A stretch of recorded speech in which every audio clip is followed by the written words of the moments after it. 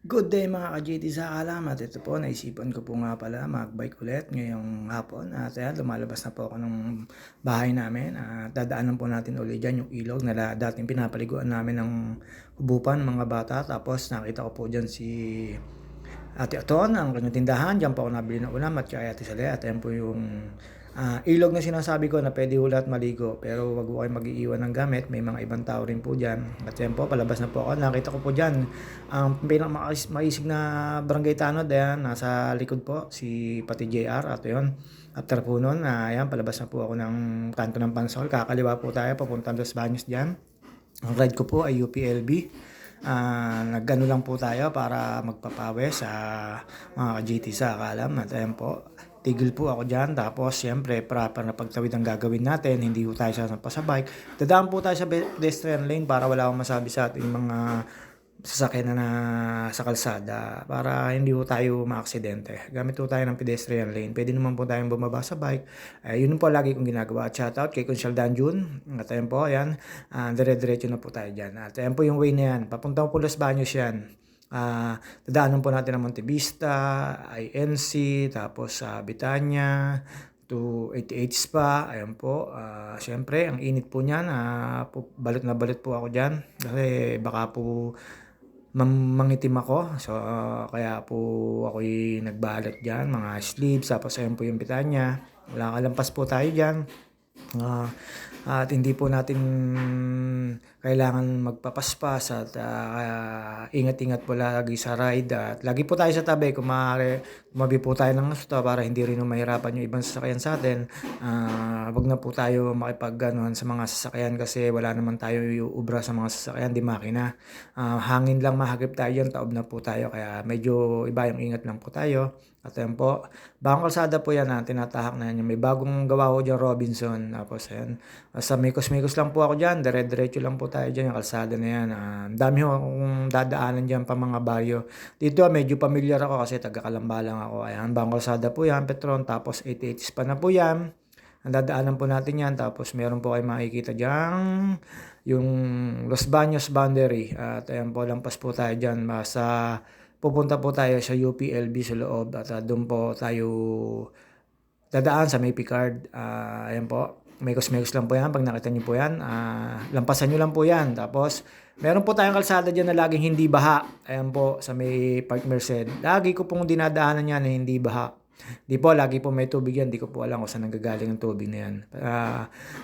Papanik po tayo dyan sa may, ano na yan, makalampas yan ng Park Merced na parte ng bago dumating na lalakay. Basta yan, mikos-mikos lang po tayo dyan. Dire-diretso lang po yan. Yung kalsada na yan, highway po yan ng Los Baños na. Lampas na po tayo ng boundary ng Los Baños at Calamba. Nasukupan na po tayo ng Los Baños, Laguna. At ayan po, pidal-pidal lang po tayo dyan. Tapos after po nyan, yung konting ahon na yan, medyo tiyaga-tiyaga lang po. Tapos ayan, medyo malamig na dyan. At after po nun, syempre, lalakay na po yan. Ayan po sa may isplash nyan, sa kaliwa po, isplash ano po yan. Tapos ayan, may bike lane naman, pero wala akong nakalagay na. No? Diyan lang ako sa tabi. Tapos pag may mga bubog-bubog, tsaka na lang po kayo maiwas. Wag na po tayo makipagsabayan sa mga sasakyan. Inuulit ko po sa mga bikers, iwas na lang po tayo kasi hindi naman po tayo nakikipagitgitan sa kanila at wala po tayo igagawa sa kanila dahil sila ayan. After po nun, at ayan po, madadaanan niyo po yung anong yan, rest area na yan. May mga restaurant na bago dyan sa kaliwa na pwede ko kayong kumain. Hindi ko lang alam kung magkano presyo. Ayan po yung rest area lalakay. Ayan po, marami pong ano dyan, bilihan ng, ng pagkain. Tapos after po na makaahon kayo dyan, ayan, makikita nyo po yung munisipyo na Los Baños na bago. Kakaanan po tayo dyan. Ayan, pag nakita nyo po yung Los Baños na munisipyo na bago, kakanan na po tayo dyan. Ayan na po yung sinasabi ko sa inyo, na Picard na po yan. At syempre po, mag-a-adjust na po tayo dyan ng cambio.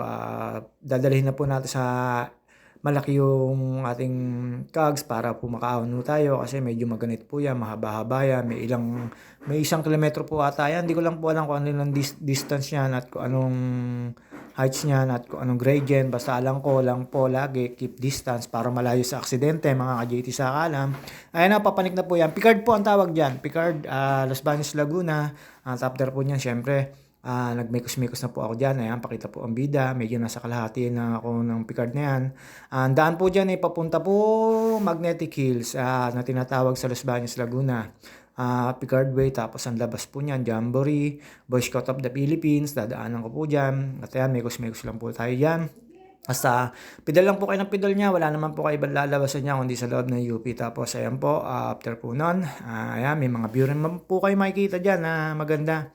Nalalapit na po tayo sa Magnetic Hills na yan. Pero, syempre, chill-chill lang po ang init at balik na balik po tayo dyan kasi sakit naman po sa balat ngayon yung araw kasi hindi na humalamig yung panahon ngayon. Medyo nakakaramdam na po tayo ng init. Ayan, maganda naman po at walang ulan. Tapos after po niya makahon po dyan, siyempre tapos na po yung Magnetic Hills. Ang pagkatapos po na makikita nyo na po yung mga poso-poso dyan na may mga tubig, yung poso na yan, may mga naliligo, may naigib dyan, mga taga dyan. Ayan po yung sinasabi ko sa inyo na meron na pong bilihan dyan ng mga prutas at lahat po ng pwede nyo bilhin dyan na nakatinda ho dyan. Tapos, after po nun, lulusong po tapos aahon na ho. Ito na ho yung pinaka magaganit na ahon dyan sa Picard Way na papuntang Jamboree Boy Scout. Ayan po yung unang ahon. Siyempre, may umovertake ko sa atin, tapos nagpakita na po ang bida, kaya po tumabi ako, pero wag ko kayo masyado matatabi yan kasi baka mag-slide yung gulong nyo, mag-cause na aksidente sa mga bikers. Ingat po tayo dyan. Tapos ayan po yung sinasabi na yung sikong-siko na inaahon na po ng mga bikers. Tapos ayan po, siyempre, dahan-dahan lang po tayo dyan. After nyo po maahon yung siko na yan, konting ahon na lang po yan. Kakayanin nyo na po yan kasi basic na po yan. Basta 1 to 1 lang po ako. Hindi naman po ako nagmamadali lagi mag-ahon. Basta ako makaahon lang at pawisan, okay na po ako. Yun lang po yung ano ko sa pagbabike. Wala naman po akong pinagpapapalakas.